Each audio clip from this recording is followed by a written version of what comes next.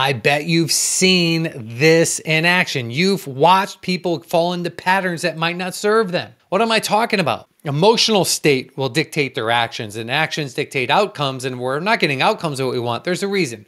We've chosen a state that doesn't serve. And my wife and I, we're talking about business, and we're talking about frustrations from business, and we're talking about why are we choosing certain patterns.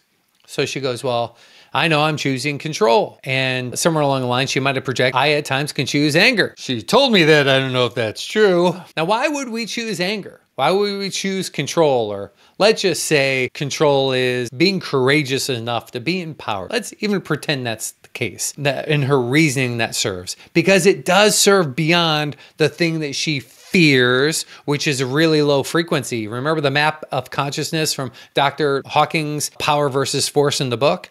You know, you had 1,000 enlightenment, 500 is love.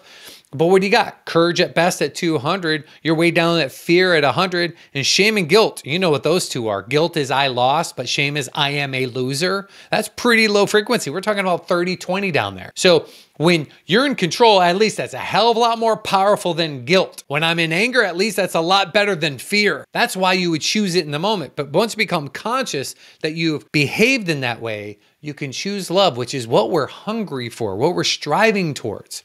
But when we're caught in the loop because we're looking over our shoulder at guilt or shame, once you become conscious, you can choose love. But does love guarantee you're going to get it reciprocated? No, not from those that you love, especially if they're in a choice state of anger. They're probably going to bite back and hurt you. If you're trying to control your man, good luck.